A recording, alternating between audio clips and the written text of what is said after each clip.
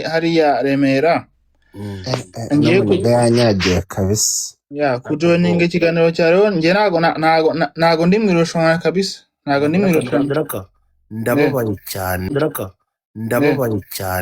ndababaye cyane nta nubwo wari umuntu wenda nagombye kuba n'exposure hanze sibyo, ariko ndababaye cyane ubyumve bro, ni ukuri kw'Imana. Nge nago wanyexpose hanze kugira ngo bigende bitesekana.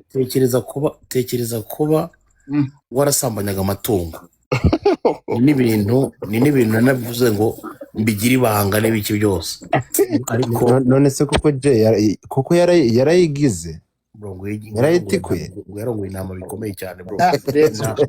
Ninde wasweye inama madaraka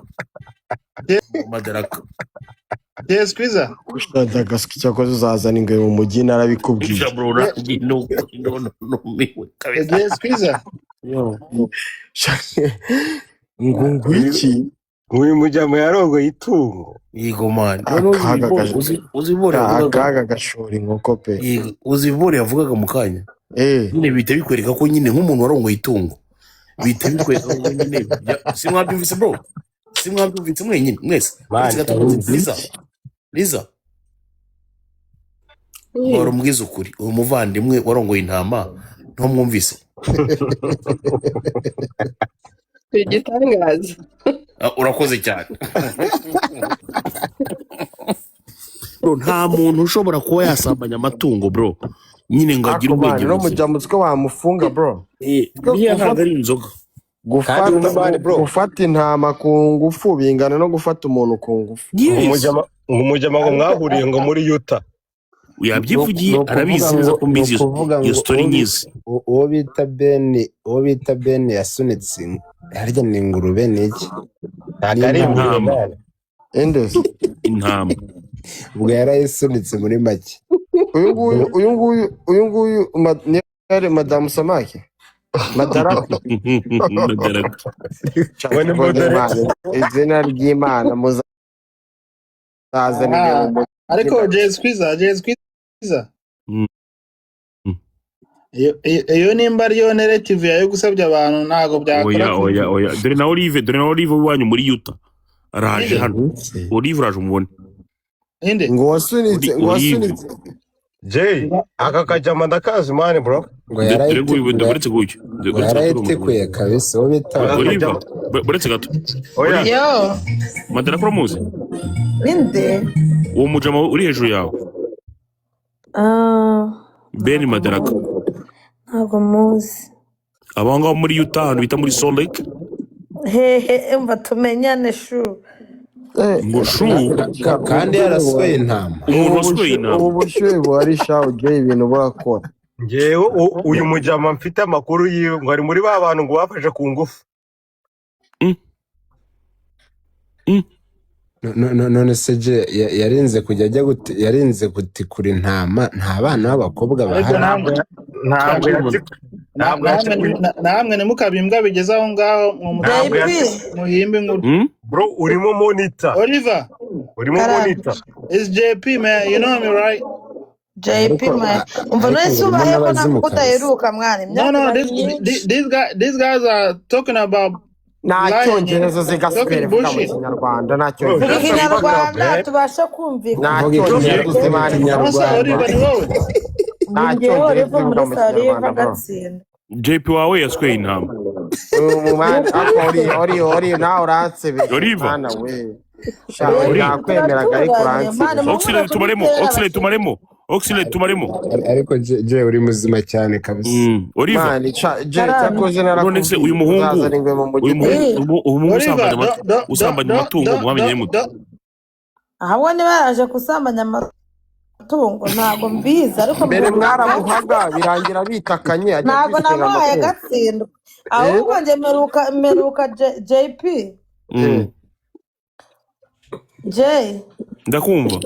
Oliver nuza kuvuga inkuru zidakwiye hano man. Urakoze cyane. Oya nareka bagukosora nuko bakora. ariko se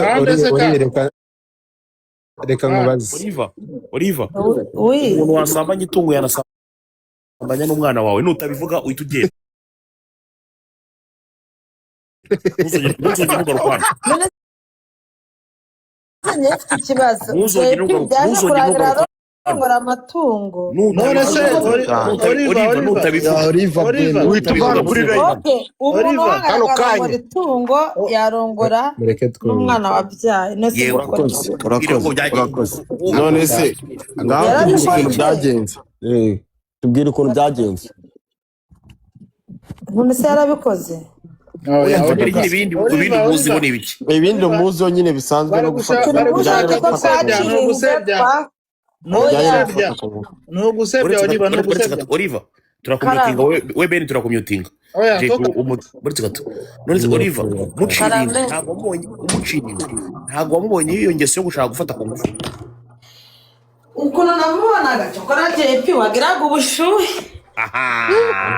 ako kana mambo imeanza wabyumvise oya nakomeza avuge nyine nibyo oya yabugiraga nk'uko nyine n'undi muntu yashukwa ariko yigeze agusaba ntabwo yansaba biba hari umuntu wamwegereye yasabye nde ariko se Oliva ntago mwansebya ma ntago mwansebya ntago byakunda uwo bita Ben nawe ntabwo yaguhase ibiyobyabwenge byinshi ngo akikwibera ntabwo byavamo ni ukuri aho nyine ntabwo byava ngo mu mupuri wanjye ngo bivemo ariko ayo makuru warayumvishe nyine y'ukuntu yagendaga ashurashura uyu ni umuturanyi muheruka muri 2021 hari umuntu uzi se yaba yaraswe yehora ntabwo muzi keretse we nawe abinyibukije Jay umubaga kabisa Jay uhise unyibutsa inkuru y'abatipe mane bo muri Utah Utah ariko harimo abatibe batekereje we oya itonde hari abatipe batatu ngo bafashe umukobwa w'umuzungu ku ngufu byarabaye barabafunga ubwo Ben ntabwo arimo ntuza monita ntabwo barimo nabamubeshe nukuri abatipe barimo n'abatipe batatu harimo twasenganaga n'abandi babiri undi waracyariyo bita cyuma we aracyariyo ariko ngo umwana w'umuhungu yarahagaze ubushe nk'ubw'indogobe mbese umwana kabisa wamubonye Oliva urakoze cyane rata bashaka kunsebya ariko ntabwo byakunda ntabwo wari uri muri rakese ariko wenda niba uswara intama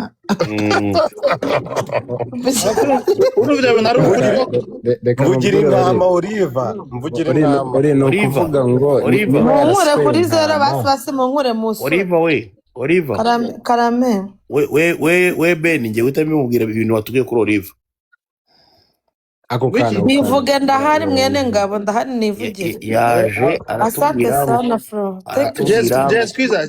yatubwiye ngo ukuntu ufite ngakagabo kakabwa urumva akomeye mumvira ku mugabo mushaka asante sana ibyo bintu yabivuze